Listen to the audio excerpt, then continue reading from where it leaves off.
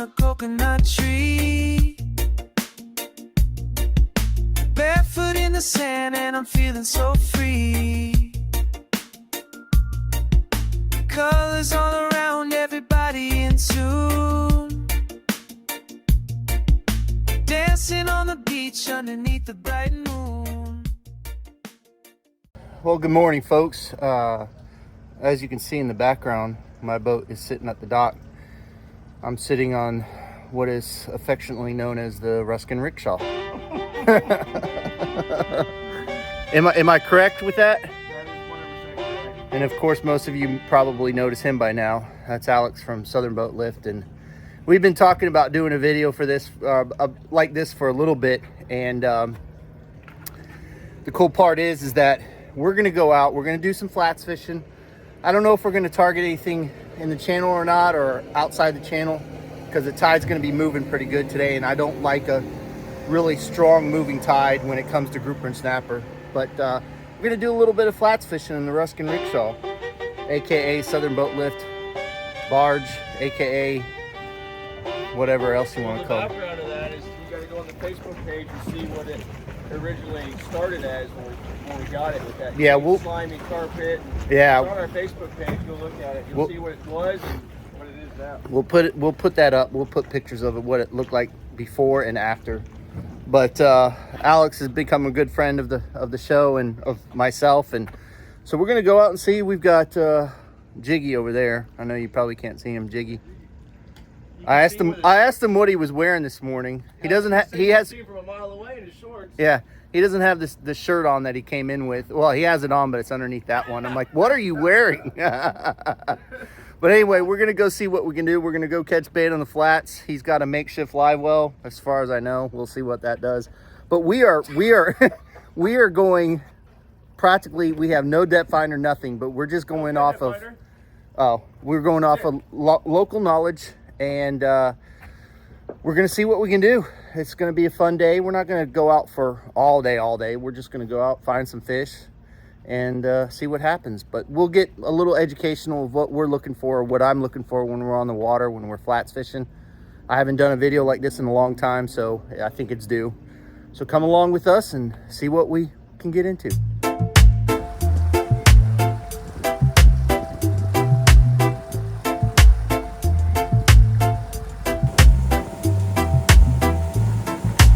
Early morning light, cast my line out far. Something about the water makes me wonder. You guys remember that show, Gilligan's Island, 3-hour tour? That's about what it took us to get. We were running On the Ruskin Rikshaw. We know it was a great ride. It was fun. It's actually nice not to have to captain the boat. And I told Rich, I said, you're gonna be the chum guy, and then I told Alex he's gonna have to throw the net because I'm not the captain today, so I'm just gonna relax and enjoy my time on the water. I don't know how to throw a net, so we're not Yes, gonna catch you do. any bait. Liar pants on fire. So we'll see what we can do.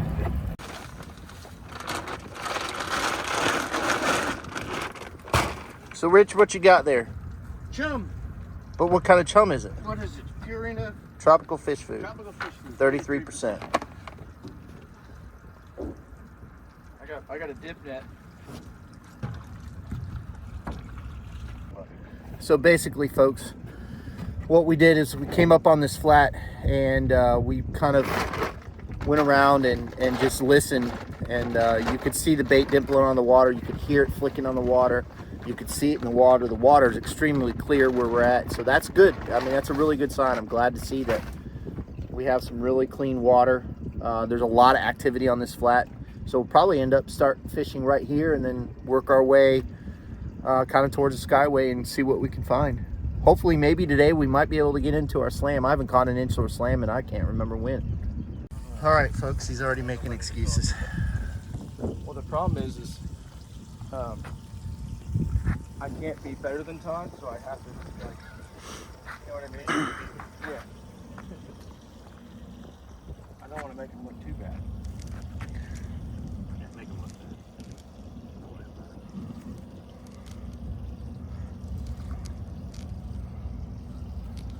You know, if this boat was full of comfort, you would have had some fold out captain's chairs for us. You know, I almost did bring the captain's chair that one when I got to the house. I was like, man, I should bring this. Just it's how taut I got a seat for. Yeah. I'd have rode like that. I would have rode like a king. I've got 2 bean bags. I could have Yeah, I almost thought about bringing a beanbag, but I looked at the boat. I'm like, oh, he's got plenty. Oh, he's a triple loader.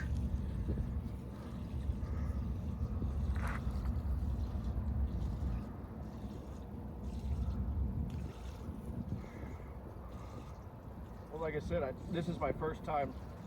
Not first time, but I changed my throwing from left-handed to now loading in my right hand, so I'm still getting the angle of the dangle.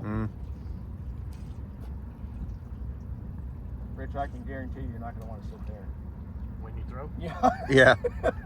It's not a good spot, buddy.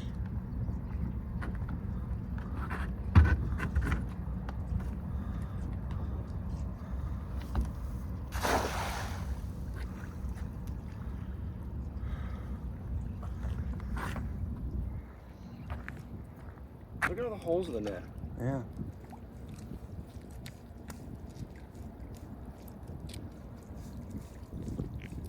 Pull the net before they swim all out. Holy Lord.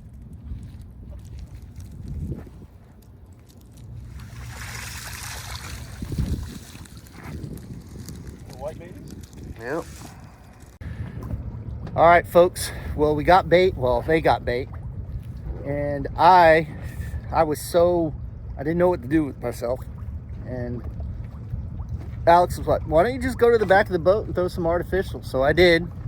I'm probably up 20 fish on them. And so I've caught snapper and trout. Now we're gonna go try to find some redfish.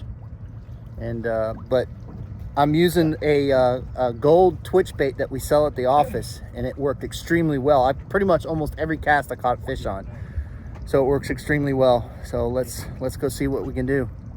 Well, folks, our Ruskin Rikshaw livewell did not do very well. Right, Alex? Huh? Well, see, I just went off what the box said. The box said 6 to 8 hours run time, but I'm assuming it's just because what the problem is it would shut itself off every 15 minutes or every 10-15 minutes. So I'm assuming that's what it means by 6 to 8 hours. When it shuts itself off, it turns itself back on. But we all know with whitebait, you have to keep the water circulating. So we just kept turning it back on for an hour and a half, and we smoked the battery already. Yeah. So it's got an option to plug into the boat. We'll do that next Which he time. didn't bring. Did you bring any box of thread fins? No, I Did you didn't. bring any artificial bait besides? I bought one. Yeah. So we annihilated the trout. I can tell you right now, the trout bite is on fire. There was no reason to show it because trout is trout. I mean, you can, if you're new to fishing the flats, one thing that I highly recommend is finding potholes with grass around them, especially in the 2 to 4 foot area. You're gonna get a lot of trout. If there's bait in the area, that's even better. So just think of it like that. When you're on an open flat, you're looking for potholes, you're looking for bait and things like that.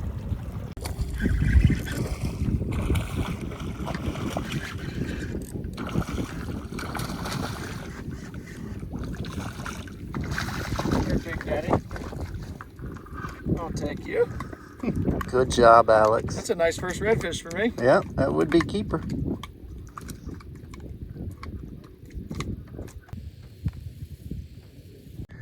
So folks, when you're fishing on the Ruskin Rikshaw, you have to make adjustments. And as we explained earlier, our live well went to and so I said, well, let's go get some thread fins and let's use thread fins for cut bait. And I said, we can either do one of two things, go for grouper and snapper and chum them with the dead bait, or we can go for a redfish and snook. And Alex was like, well, let's go for redfish and snook because I've never caught a redfish. I'm like, Jesus, you suck. If you fished up in Pasco for that long and never caught a redfish. You're awful close to the edge of that boat there, Todd. But what I wanted to explain is I I told them when we first started fishing the flats, I said, we need to look for mullet, because if we're going to find redfish, we got to find the mullet. So we literally went down about 1.5 miles of flats and didn't see the first mullet. We saw a lot of bait, we saw a lot of rays and things like that, but we didn't see the first game fish, didn't see the first trout, didn't see the first redfish, snook, nothing. So I said, let's make a move. So we made a move, and this island that we're fishing right now, when we first got in here, I immediately saw the mullet on this island. So I particularly don't fish this island very much, and I haven't done too well, but there's a couple of oyster beds on it and there's a lot of mullet on it. So we stopped, and Jiggy got his first mullet, our first little redfish. It was tiny. And then Alex caught that nice keeper redfish. So we're using cut bait. I'm using the Inshore slacker. And if you are using cut bait like this, what you want to do is you want to let those pinfish peck at it, because that's going to create commotion and that's going to bring the redfish over to you. So if you're using cut bait, definitely let those fish. Now you're going to catch your catfish, don't get me wrong, but mainly you want to let those pinfish do the work for you. And oh, Jiggy's on. What does Jiggy have? Jiggy's off. He sucks again. No wonder why I don't bring him fishing with me anymore. But anyway, in a serious note, when you guys are out looking for redfish, you definitely want to look for mullet schools. Oh, Jiggy's on. Jiggy's on a redfish. Yep. Oh my God, Jiggy, that was quick. You lost that one, now you caught one. Came right back for it. Yeah, I guess. That'd be a keeper too.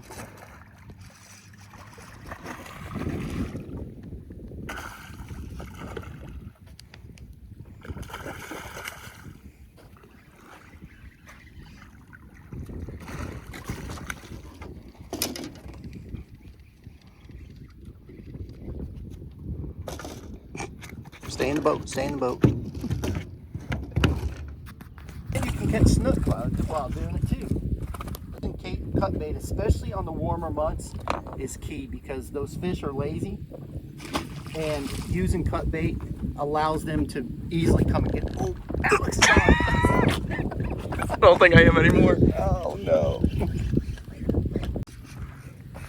I can't even get the regular camera set up. That's a good one, Jiggy. Yeah, it is. Too much strength.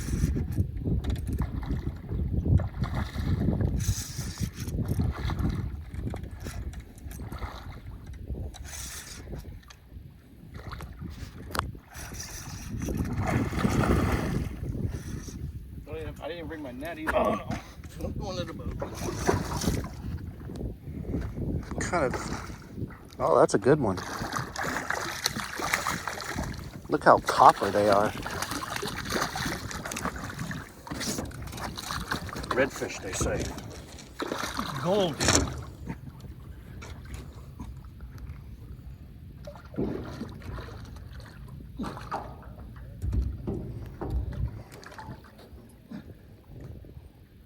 Jesus, what kind of circus are we in here?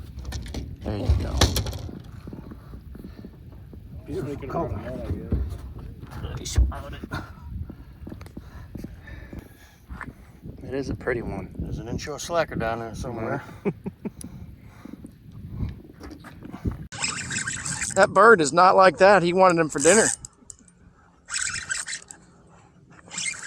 Alex, is this your second redfish? This is it's my second redfish. Oh, he's a stud too. Yeah, he's a good one.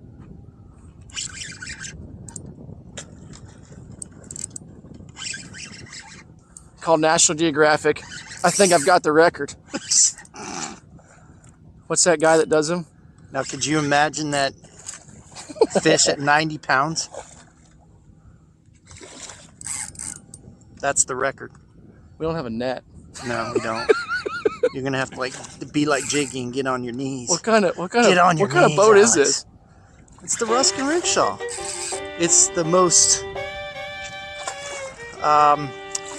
Wonderful boat in the world. What's that song? it's the most not underutilized. I'm trying to think of the word for it. It's like a utility vehicle. It's a utility vehicle in a sense, but it doesn't It's, have all the bells and whistles like it's a got utility vehicle does.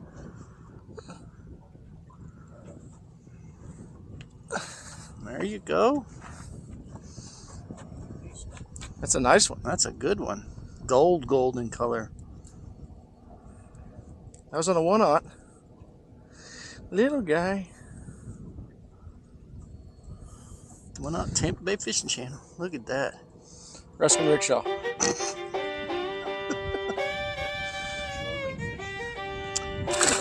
I threw. It landed directly on the point of that tree right there, and then it started swinging over, and I didn't want to pull it, so I walked straight forward, tightened it back up, and he hammered it.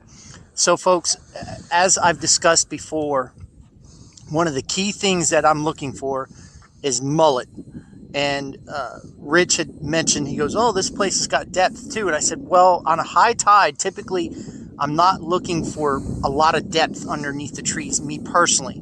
Now, everybody has their rhyme and reason, but me personally, I want to have okay depth underneath there, but I don't want those fish to be able to get all the way back in there. So we're fishing a little bit shallower, and we saw mullet along this shoreline right here. So I stopped here, and boom, first cast, Alex catches that real nice redfish, thanks to me putting them on him. OMG. I had to take over being the captain on his boat. Try not to break your arm, pat yourself on the back. We don't want to tell him everything, Todd. We'll just we'll let you have that. Tell him everything what? No, it's fine. We almost had to call the Coast Guard. Oh my God. I got stung by a catfish. It's like he's picking it up, but he won't take it. Oh, he took it.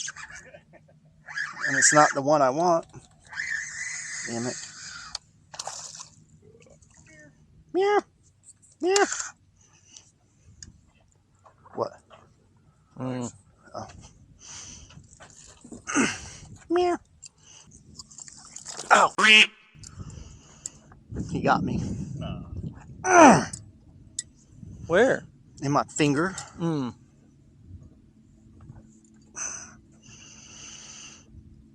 I had to save his life, folks. Literally. He was bleeding out. I was sweating profusely. Yeah. Yeah. It's been a long time since I've been flats fishing, especially in the trees. And even though we don't have live bait because we're on the Ruskin Rikshaw.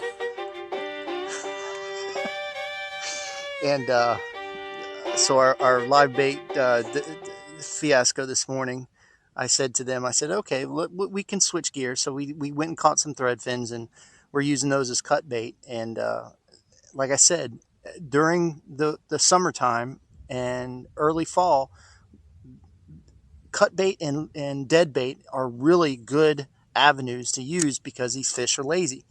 They don't necessarily want to chase the live bait. Now, I'm not saying that you can't go and catch fish on live bait, because you definitely can. We did it this morning with the trout and stuff, but if you don't have the means of keeping bait alive, you can catch these threadfins and you can use them that day to be able to use as cut bait. If you catch ladyfish are great cut bait, especially to keep the catfish off, because you can cut them up in bigger chunks, and you don't have to worry about the catfish so much as you do with the threadfins. And I told Rich, you want to make sure that you cut those threadfins in pretty big pieces, because it kind of does keep the catfish away. But it's worked out. Yep, it's worked out extremely well. Those two have their slams. I'm waiting on my redfish, but you can definitely go out and target fish on cut bait.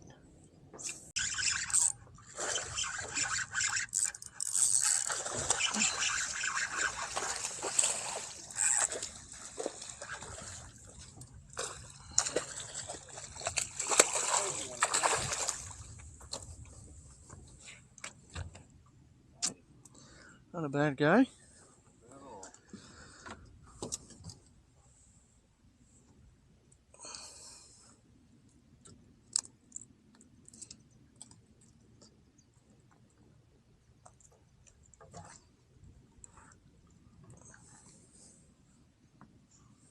Jiggy's got his slam. I'm the only one on the boat that doesn't have a slam. But now I had to take over as captain, so. You moved 40 feet. Because I was busy catching fish. You got to drive the boat. Oh my God. Whatever.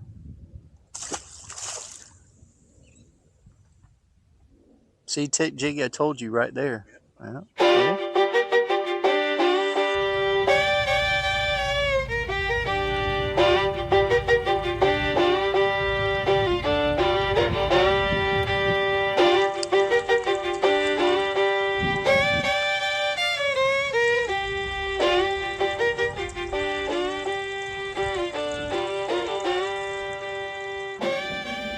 Well, folks, that concludes our trip on the Ruskin Rikshaw. And we accomplished what we wanted to accomplish. We put Alex on his first redfish. He caught multiple redfish. They got their inshore slams. I was a redfish short, but I was doing my due diligence as being a captain and putting them on the fish and not thinking about myself. Yeah. So anyway, they know. I had to render first aid while you were captain also. Nobody heard that, so. Yeah. I've been fishing in Tampa Bay for 37 years, and I've only been nicked slightly by a catfish. Well, I got poked in the finger today. So Alex was nice enough to bandage me up. Because I hate the sight of my own blood, and I got a little sweaty. I didn't about fall off the boat. He's exaggerating.